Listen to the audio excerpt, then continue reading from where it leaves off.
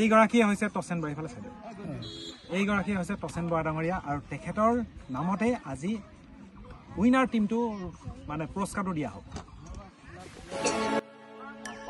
মোৰ গাঁও নাহৰকটীয়াৰ পৰা প্ৰায় 7 কিলোমিটাৰ দূৰত অৱস্থিত 2 নং বৰগাঁও গাঁৱত মোৰ জন্ম কেতিয়া এইটো একচুৱেলি মোৰ জন্মৰ তাৰিখটো আছিলে 1947 কিন্তু চাৰ্টিফিকেট মতে মোৰ 1950 দেখাত সৰু আছিলে কাৰণে বয়স বঢ়াই দিলে বুজিছা নাই আৰু তাৰপিছত আপুনি খেলুৱৈ জীৱনত অহাৰ মেইন কোনোবা মানুহ যাৰ ছত্ৰ ছায়া কৰি আপুনি খেলুৱৈ জীৱনলৈ আহিছে নহয় মই ইয়াত ছত্ৰ ছায়া তেনেকুৱা কোনো পোৱা নাছিলোঁ কিন্তু নাহৰকটীয়াত যেতিয়া আহোঁ মই ক্লাছ 3 তৃতীয় শ্ৰেণী পাছ কৰি ক্লাছ 4ত 1958ত আহোঁতে তেতিয়া ইয়াত নাহৰকটীয়া ফিল্ডত দেখিছোঁ তাৰ ফুটবলৰ গুমগুমনি আটাইতকৈ বেছি তো সেইবিলাক ফুটবলৰ গুমগুমনিতে মোৰ বুকুত এটা আচম্বিতে এটা আলোড়নৰ সৃষ্টি কৰিলে যাৰ কাৰণে মই ফুটবলটোৰ প্ৰতি প্ৰেমত পৰিলোঁ আৰু সেই প্ৰেমে এটা সময়ত ইমান গভীৰ হ'ল যে মই ফুটবলটো এৰিব নোৱাৰিলোঁ পঢ়া শুনা বাদ দি দিলোঁ সেই সূত্ৰে মোৰ দেউতাক ভাবিলে যে মোৰ ল'ৰাটো এখন ফুটবল খেলি বেয়া হ'ব গতিকে মই এতিয়া হোষ্টেলত আছিলোঁ তেতিয়া বৰ্ডিং আছিলে বৰ্ডিঙত আছিলোঁ নাহৰকটীয়াতে নাহৰকটীয়া স্কুলৰ বৰ্ডিং আছিলে সেইটো higher secondary school higher secondary নাছিলে তেতিয়া হাই স্কুল আছিলে সেই সময়ত তেতিয়া মই দেউতাই ক'লে যে তই আৰু ফুটবল খেলিব নালাগে তই পঢ়িবও নালাগে বল ঘৰলৈ যাওঁ মানে আধাতে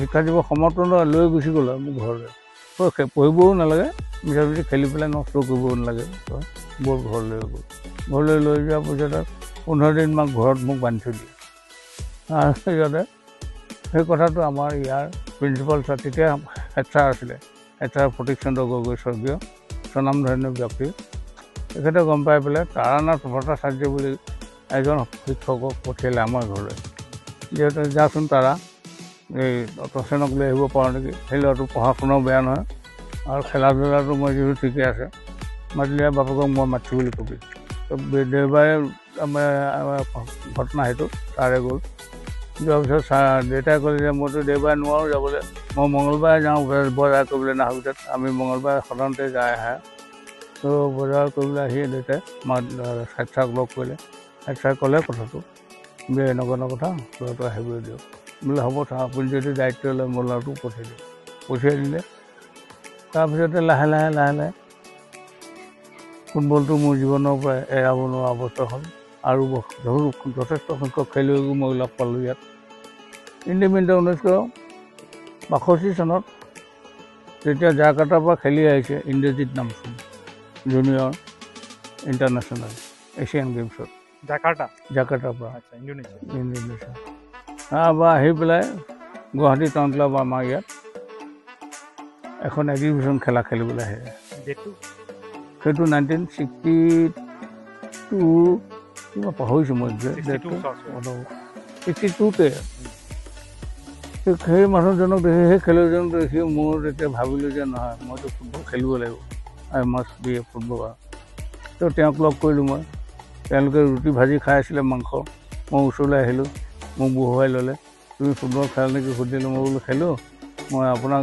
মই মানে হেৰি হিচাপে লৈছোঁ আৰু আমাৰ ইয়াত এজন আছে কেশৱ হাজৰিকা তেওঁকো চাই মই ফুটবল শিকিছোঁ আপোনাৰ খেলুৱৈ জীৱনত দুজন গুৰু এজন কেশৱ হাজৰিকা ছাৰ আৰু এজন ইন্দ্ৰজিৎ নামচুম ৱাজ মাই ইডল বুজি পাল ন তো সেইফালে আৰম্ভ কৰি দিলোঁ 63 মই I got a chance to go' for football basic training in 1963 at Silchar আৰু এই তেওঁক কোচিং কৰিবলৈ আহিছিলে ইণ্ডিয়ান ৰেলৱে গ'লকিপাৰ আছিলে GM পেণ্টিয়া যিগৰাকী ইণ্ডিয়ান টিমৰ গ'লকিপাৰ হৈ পেলাই বাহিৰত খেলিছে আৰু তেওঁ জাৰ্মানীত গৈ পেলাই ফুটবলত ডিপ্ল'মা ল'লে and he was the first Indian to receive that distinction এই কি বুলি কয় ফুটবলৰ ডিপ্ল'মা তো জাৰ্মানীৰ পৰা অহাৰ পিছত তেওঁ প্ৰথম এছাইনমেণ্ট আপোনাৰ ইষ্টাৰ্ণ ৰিজনত হ'ল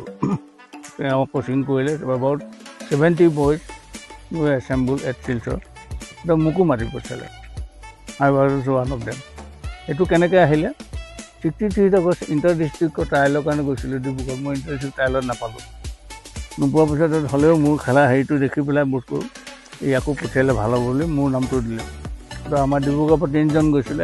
এজন হৈছে সুব্ৰত ভট্টাচাৰ্যী আৰু এজন হৈছে গণেশ সোণোৱাল, সিঙলা বুলি কয় ডিব্ৰুগড়। তাতে আমি 3জন গৈ পেলাই আমি 3মহীয়া কোৰ্চ এটা কৰিলোঁ। তাতে আমি ফুটবলৰ ABCD চব শিকিলোঁ। ফুটবলৰ টেপিং কি বস্তু, ফুটবলৰ ডিবলিং কি বস্তু, ফুটবলৰ শ্বুটিং কি বস্তু, এইবিলাক গোটেইবিলাক কথা শিকিলোঁ। শিকোৱাৰ পিছতে নেক্সট ইয়েৰ 64ত মই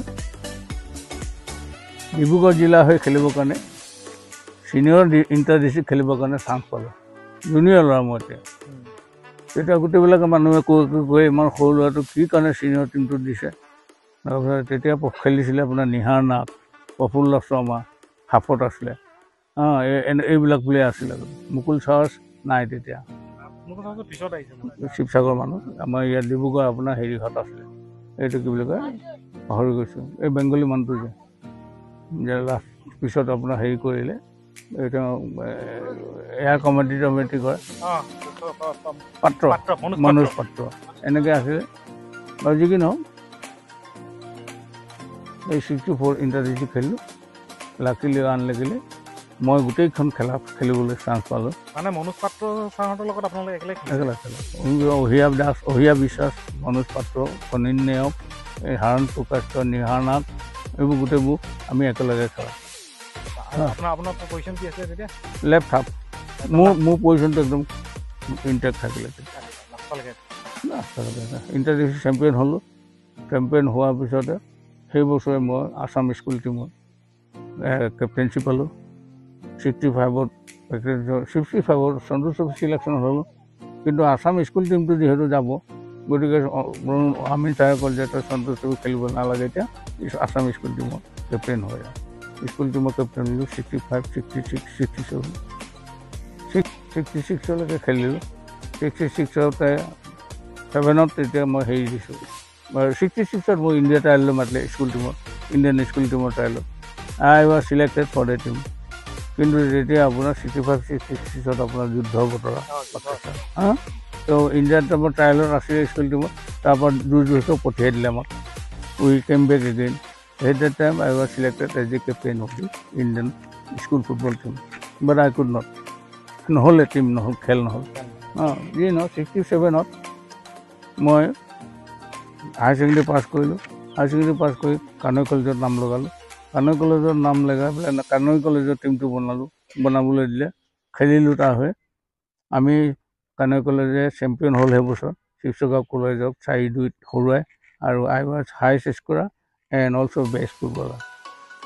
এই তাৰপিছৰ পৰা মই কণ্টিনিউ এনেকৈ স্কুল টীম, জুনিয়ৰ টীম, এনেকৈ কৈ জুনিয়ৰ টীমত মই কেপ্টেইনশ্বিপ আছিলোঁ। স্কুল টীমৰ কেপ্টেইন আছিলে, কলেজ টীমৰ কেপ্টেইন আছিলে। 67ত ইউনিভাৰ্চিটি টীম, ডিব্ৰুগড় ইউনিভাৰ্চিটি প্ৰথম মানে পাৰ্টিচিপেট কৰিছে inter university. At that I was captain of the team. তাৰপিছতে মই কটন কলেজলৈ গুচি গ'লোঁ ট্ৰান্সফাৰ লৈ পেলাই। তো কটন কলেজৰ টীম হেৰি কৰিলোঁ। তাৰপিছতে গৈ মই মহাৰণা ক্লাবত জইন কৰিলোঁ, আৰু তাৰপিছতে মানে তাতেই খেলিলোঁ গুৱাহাটী লীগত। সেই বছৰ চেম্পিয়ন 68ত মই চেম্পিয়ন হ'লোঁ। 69ত মই চেম্পিয়ন হ'লোঁ। 70ত মই চেম্পিয়ন হ'লোঁ, লীগ চেম্পিয়ন। কিন্তু মই লাকিলি আনলাকিলি অসমৰ যিমানবিলাক মেজৰ টুৰ্ণামেণ্ট আছে মই ক'তো খেলা নাই, খেলিবলৈ চান্সে নাপাওঁ। হয় মই ইণ্টাৰ ইউনিভাৰ্চিটিত যাবগৈ লাগে, নহ'লে ষ্টেট জুনিয়ৰ টীমত যাব লাগে, নহয় ছিনিয়ৰ টীমত যাব লাগে। বোলে এই লোকেল টীম খেলিব, সেইকাৰণে মানুহে মোক চিনিও নাপায়। বাৰু যি কি নহওক 1970ত I got first call from All India Football Federation for attending হেৰি কি বুলি কয় ইণ্ডিয়ান ট্ৰায়েল 1970 এছিয়ান গেমছত। এছিয়ান গেমছত গ'লোঁ, মোৰ ছিট হৈ গ'ল, মোৰ এভৰিথিং হৈ গ'ল। কিন্তু লাকিলি আনলাকিলি 3 দিনৰ আগতে মই ভৰিত এংকলত দুখ পালোঁ, গতিকে মই নোৱাৰিলোঁ যাবলৈ, আৰু আই ৱাজ ড্ৰপ হিয়াৰ। তাৰপিছতে 71ত আকৌ USSR প্ৰত যাবলগীয়া আছিলে। সেইটোতো গোটেই কোট চব হৈ গ'ল, ঠাণ্ডা কোট লম্বা চম্বা। কিন্তু তাতো মই নীট দুখ পাই গ'লোঁ, তাৰ কাৰণে মই ফুলি গৈছিলোঁ, নোৱাৰিলোঁ।